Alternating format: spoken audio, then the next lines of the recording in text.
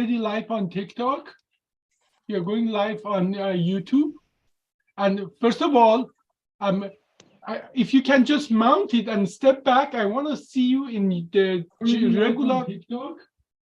You're going live in a regular Omani attire. I want people see how a regular Omani attire look like.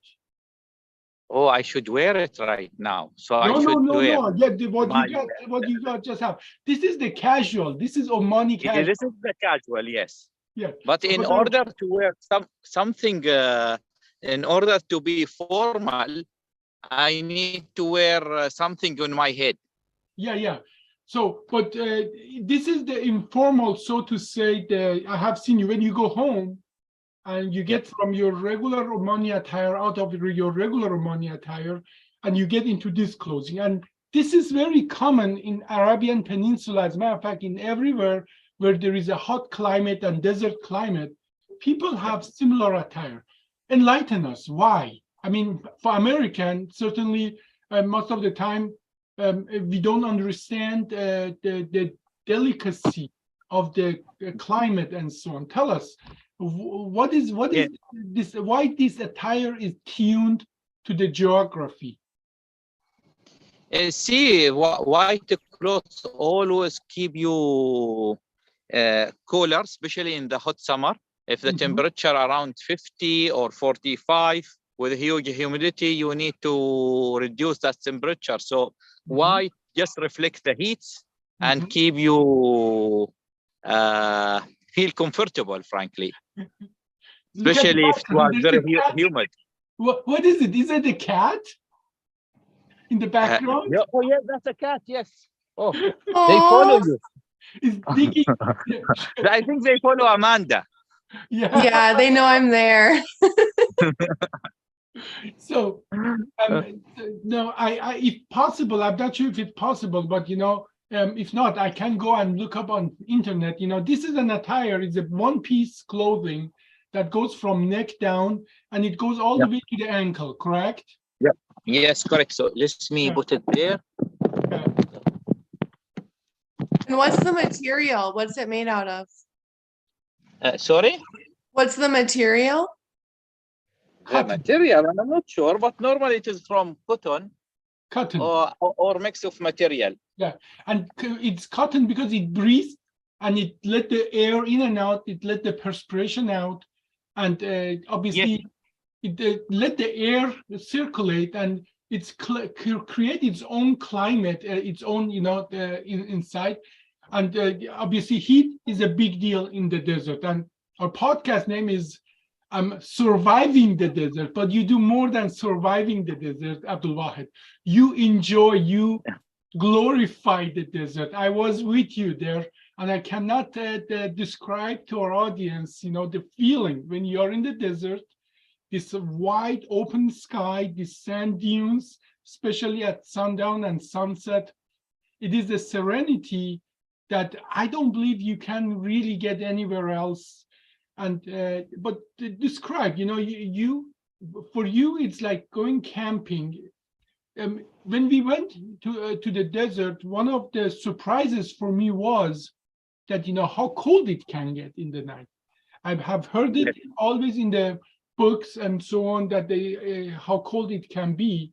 But describe to us the Omani desert, the climate, and so you do these tours as well. So you must, you're an expert to describe to people like us, what is the Omani desert about? Tell us, enlighten us. Hamid, first, I am not an expert, frankly. So not a real expert. For us, you are. For us, you are. I guess no, but not an expert. And also, I can tell you, surviving in the desert, that's an art. That's another thing which need a training, but there's a lot of lesson required when you go to survive in desert. The first one, don't cross the desert in one car. You need to be at least 3 cars. You need to know when you deflate or inflate the tires, what kind of, how can you rescue person who are stuck. And there are so many material, and if everything's fell down, how to rescue yourself by knowing the nearest road or a point of entry, how to make fire. It is like being lost in a wood or any other items. So, but you packed so many information together. First of all, you said never do it alone.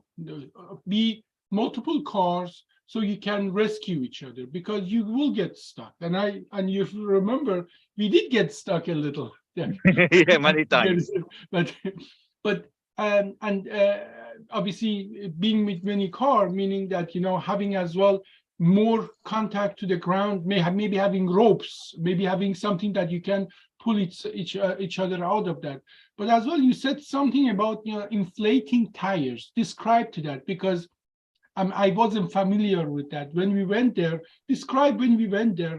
What is the first thing before when we entered the desert? What did we do and why? Yeah, so the first things you need to deflate the pressures of the tires, so the tire will be wider. And with a wider tires, the tires will not stuck on the desert. And of course, you need to have the right car, the right driver. So even if you have the right car and deflated, but you don't have the right driver, you will not survive at all.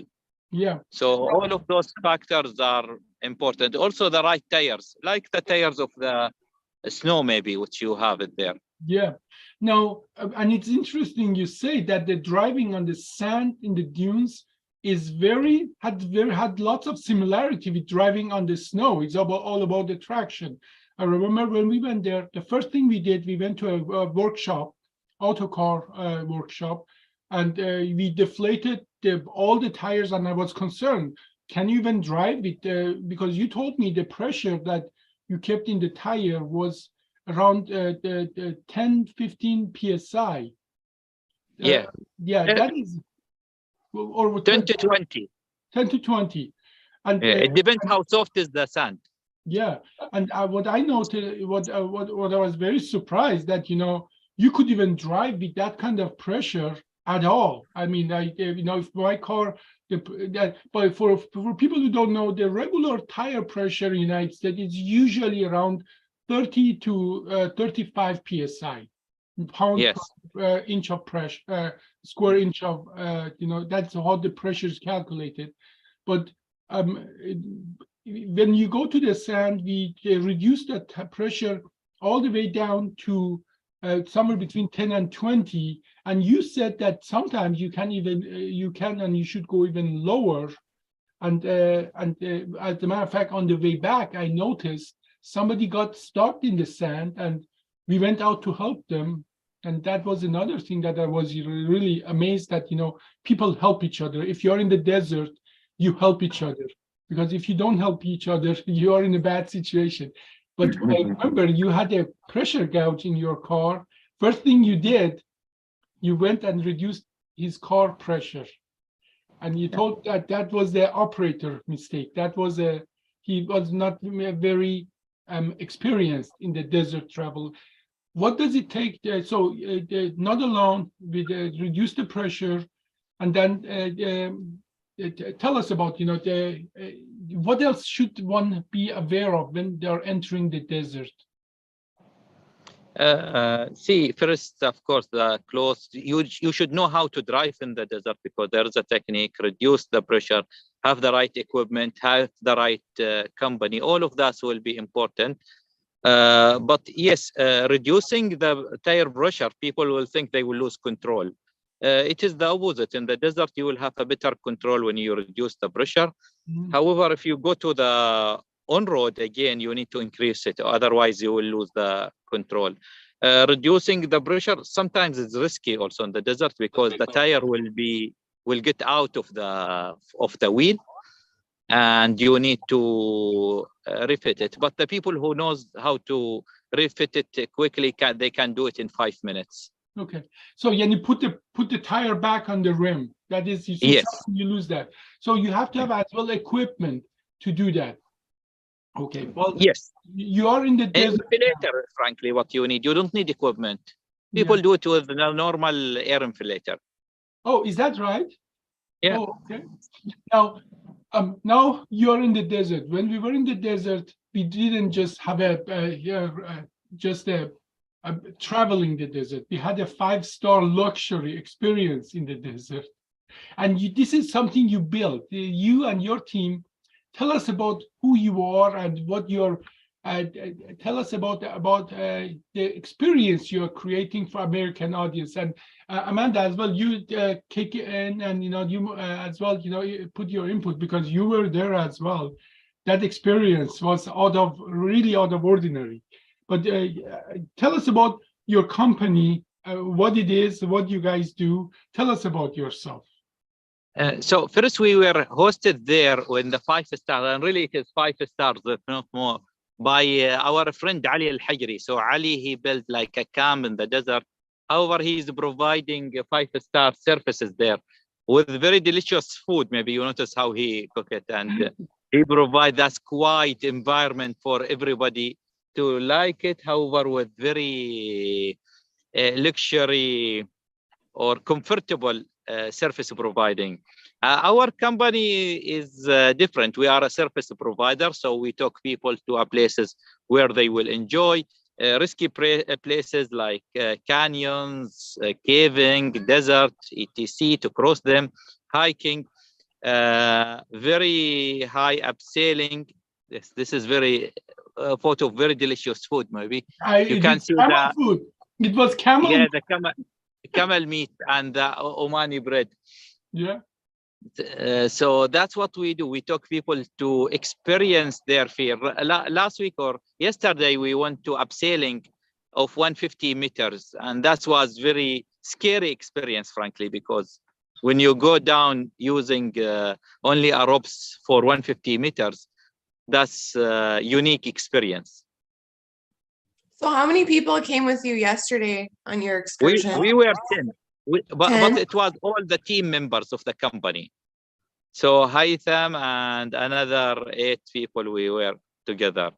Mainly before taking people, we'll go and experience the place by ourselves, train ourselves. So yesterday was training for the company. Yeah. So, and your company have this, I would say, quite luxurious tent right in the middle of the desert. And I remember that these tents are about probably 100 feet apart, and they are on some they're above the ground. They're above the ground, and I was asking myself, I'm trying to find a picture of it. Why do you build them above the ground? Do you want to explain to us that accommodation that you have built there? And that camp was built by our friend, so it is like a friend's company. But why he built it above? So he will prevent the sand to come to it, exactly. The insect, all of those what's called small animals like snakes, not to come to it. So, and people who will be there, they will feel more safer, will stay on higher places than the ground. Yeah, and Abdul Wahid was saying, I think we had a little bit of a glitch in the connection. Was saying that are built on above the ground for literally prevent the sand and the creatures like snakes and other animals to get in. And believe me, desert is not dead. Desert is alive. There are lots of life is going on in the desert. And yeah, tell us a little about the in Oman is not only made of deserts. Oman has all different climate. Like mountains. You just were in the mountains. And it is because it's a coastal. It has a huge shores at the Indian Ocean and the Gulf of Oman, and it has as well the mountains right next to the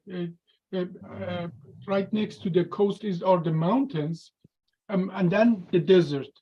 But we don't really know Oman, and most of us probably think that Oman and Saudi Arabia and United Arab Emirates, they have the similar geography and climate. Describe a little about the experiences that you can have in Oman beside the desert? Yeah, desert is one element. Many people like the desert because in the desert maybe you will experience the car will. You need a strong car and you would enjoy how to drive it. But we have a lot of caves, a lot of mountains, and we have one of the biggest caves in the world. So you will enter in one cave, so you'll go down by 100 meters, after that 90 meters, after that 50 meters, abseiling inside the cave, and after that you have to walk around 9 kilometers underground from one cave and exit from another cave after 9 kilometers. Wow. Inside those caves, even you will have some waterfall, you will have a lot of water, a lot of beautiful crystal things, and those crystal will be in very nice shapes. So you will be surprised how beautiful those shapes. In one of them, you will have a place called the Crystal Hall, and it is full of crystal, in which you will be surprised how it is enlightening. I have some kids playing behind me also. That's okay. We want to see everybody. Yes. Now, tell us about, one of the things I noticed in the desert, and it was obviously February, it was January, February, it was the winter, and it was scorching hot in the day, but I noticed how cold and wet everything was in the night. I remember everything when the sun went down a few hours later, and I remember that we were on the campfire, but everything that we touched, it was actually completely wet. Yep. And you, in for your foresight, you bought the attire. You looked at me and said, "This fool man, how is he coming to the desert?" You got me this abaya. Abaya. This abaya. Yeah, abaya. Yeah. So they call it farwa in Saudi. Farwa. Okay. So and at the night, I was very thankful that you actually got that, because everything was like, even the tire of the car, everything was wet. Yeah. I think that is how life can survive in a desert. And we cannot talk about the survival in the desert without talking about this. Exactly, because if you go to first, that desert was around 100 kilometers from the sea, and in that desert you can survive in many days by collecting the dew drops, and the dew drops can help you to survive. By the way, my wife's name is Dew Drops. She is nearby me right now. Oh, well, we want to see her. Yeah, let's say hi. Okay. Yeah, let's say hi. She is coming right now. But in the other desert, like in Saudi, when you are in Saudi, the weather will be much colder. So in the winter, it may go to -0. That's mean below 32. And it will be very dry. So that will be really freezing. And that is interesting. You said you can collect the dew and make water out of it. Yes, that's how the people used to survive. Now, this is my wife. She's here. She will join me. Well, we are looking forward to see her. Hello there. Hello, Dr. Abbasi. How are you? Very good. How are you? Nice to meet you. We hear a lot about you. Well, thank you so much. He was with my mother yesterday. She's very thankful. Yeah. We know all your adventure. Glad that you have a pleasant stay in Oman and you like the adventure. We loved it. We loved it. Hi, Amanda. How are you? Hello. Hi. Nice to meet you. Nice to meet you too. Well, hopefully that you will join us soon. We are looking forward to that. Now, sorry to take your husband away for the time we were there, but he used for that. I get used to do that actually. No, he's disappearing for big emission than this actually, like yesterday. No, he's a great guide. He doesn't Yeah. just take you places, Indeed, yeah. but he Thank makes you. you understand. He makes you understand. He then, I can say I for myself, I'm richer in my understanding of the geography, history, even music. He was even educating us. He's a born Music? educator. Not too much for music. Last weeks, I have like two Australian experts. They came for one of the conference that I was organized, and I told him nobody will take them around unless you. So I booked him for 3 days. Actually, Wow. to take him around and to take him all the geographic Oman, which is near Maghreb, actually. So I trust him on that, actually. And we give him a 5-star review. So, Thank you, Ahmed. Thank you. That's really nice of you. now, I understand sometimes you and your family, you go together to the desert, and that is like what would be like a picnic. Now, yes. So tell us about that. When you take your family to the desert, what are the activities that you guys do there? Like, did you this weekend? I'm sure you didn't take your children to the desert, right?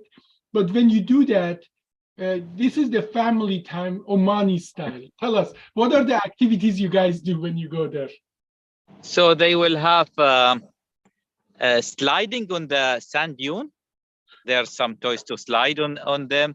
They can play different things, barbecue, of course, in the desert, having fire and just sitting around the fire and chatting. That's also itself very nice atmosphere. So I took the kids since they are very young to the desert. We stay, and one time I was with Nada and the 2 kids. They were 2 and 5, I think, or 2 and 6, and we stuck in the desert at 2 a.m. and temperature was almost 0. That means 32. Wow. And nobody was nearby us, so we had to do some adventure to rescue ourselves from the desert while all the kids were crying. So tell us about the adventure. How did you rescue yourself? What the problem was? It was only cold, or did you get stuck in the sand? No, we stuck in the sand because at 2 a.m. we were leaving, and one guy, he came with his car and he was driving very fast from nowhere, so he stuck. So I went to rescue him. So after rescuing him, he said, do you need any help? We trapped Instead of him, and he's gone. And he left. Yeah. So we had to do the swinging on the desert. If you are trapped in the desert, you need to do swinging of the car. So front and you go front and back and forth. Yeah, we do that to get out of the snow. Yes. But when you are alone at 2 a.m. with 2 kids and panicking wife. Yeah, I escaped from the car, actually. I escaped from the car, then I go just climbing all this because it was like big hole. Very big hole, sand. So I escaped and I told him, you have to run by yourself. I will go alone. When you are ready, tell me. He told me that when we went to the desert, that you have to have a shovel with you. I'm happy you didn't use the shovel to bury him right there. Yes. I will think about this. Good idea. Yeah, but that's a very important tool. Now, but when you go there, I remember when we were driving in the back of the car, I was hearing a big container of water, just the water slapping around. Yeah. So for a family of 4, when you go to the desert, how much water do you take with you in gallon or liter? Frankly, that's water was not for drinking, but it depends how, if you want the water for drinking, for rescue, it depends how far will you be, for how long, all of those factors, you need to keep it. That's water, we kept it for a device. So I have a brother who invented what's called devices for the desert. So he has this, he has a company called Afkarios. Afkar mean thoughts, and Afkar, the Greek Afkar, thoughts, and so it is thotios, like the Greek things. And that device called the hot box. So you can hot your water using the car engine. So you can get a hot shower in the middle of the desert. He has some other. Yeah, he has some other equipment also, which if you're stuck in the desert, you can press a button and a hydraulic system will come from under the car and take you out of the stucking in the desert. So you don't need to do all of anything. Another one, you can deflate if his car right now, it's equipped with the machine in which he did all the programming for that, in which you can inflate and deflate the tires of the car while you are sitting on your wheel by a dashboard in the car. So it is fully automated. You can deflate or inflate the tires while sitting on in front of your wheel, and even while you are driving. Well, driving in the desert in the US and in the off-road is a big deal as well. I think you guys are on something. You should actually come and provide this to American certain car maker, and because I think that you are on something fantastic, like you using the heat of the engine to warm up the car water for personal use, using and by the way, if you're in a place that extra water can always come handy, and as well what you just described, that hydraulic, that you lift yourself out of the place. I think you are on something major. So my hat off to you. I love to talk to your brother about those things. That we need those things here in the snow. Snow and sands are very similar in their behavior. Yes. No, go ahead, please. Yeah, you met him. My older brother. You and Amanda also met him. Yeah.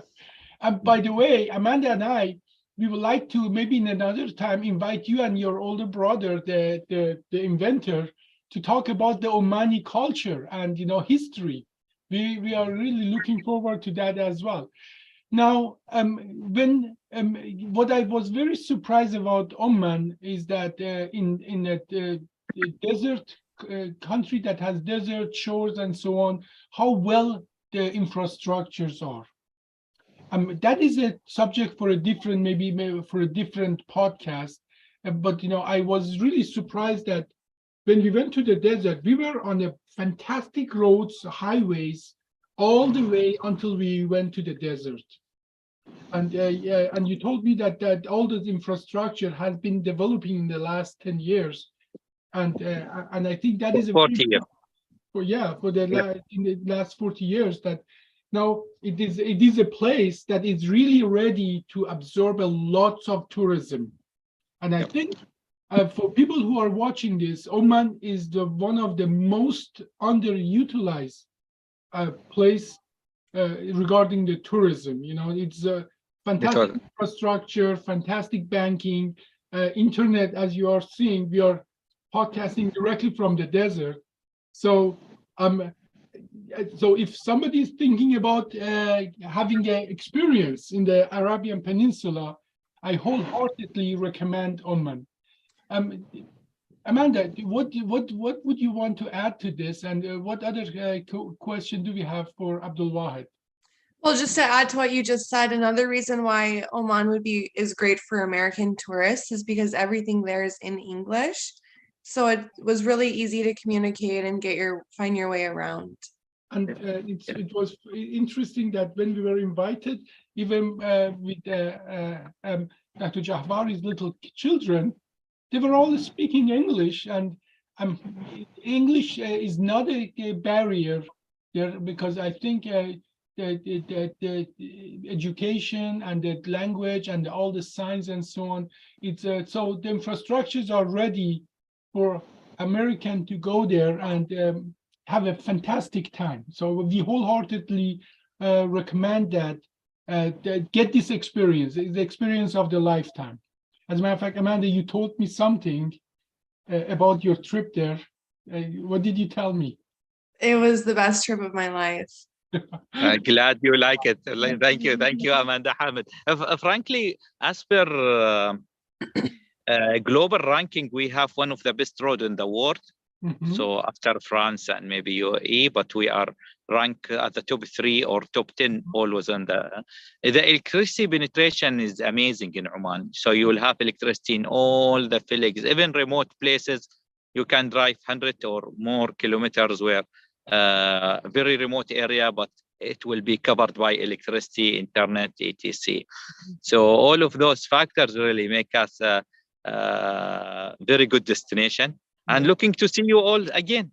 Yeah, well, thank you so much. Now, I think this is just the beginning of a long series of podcasts. We want to know everything about your culture.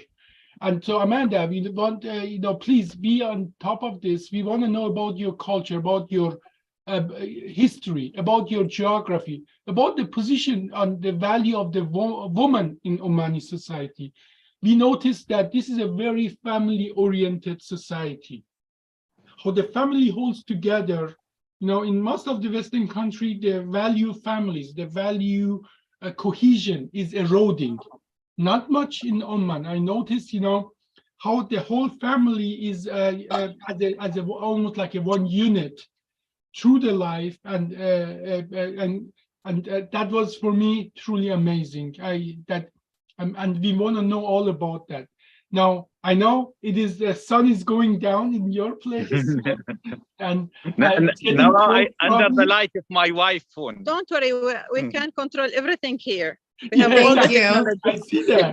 I see that. Now, but I'm hoping that we can make create a series of informational podcasts to teach our audience here about the beauty and value and the values and everything we can know about the Omani culture. So, but this is just a beginning of our series, I'm hoping.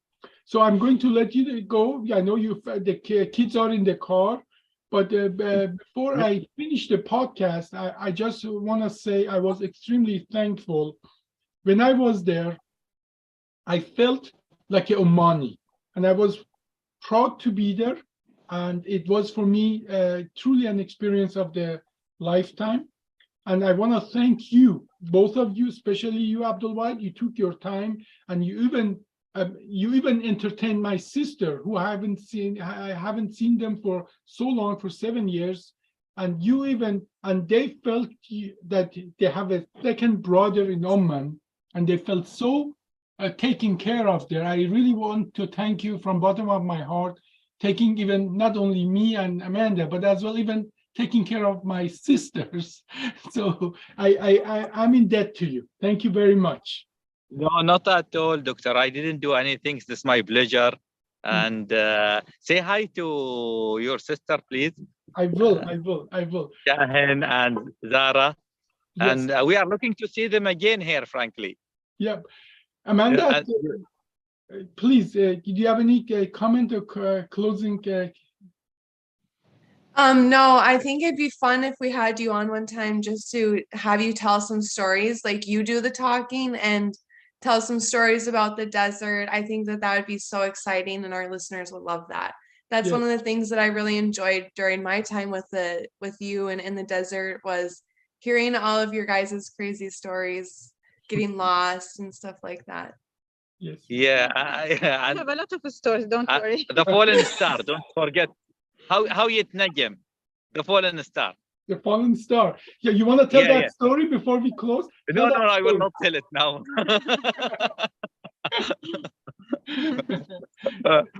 Well, that's a small secret which we tell the people in private, frankly.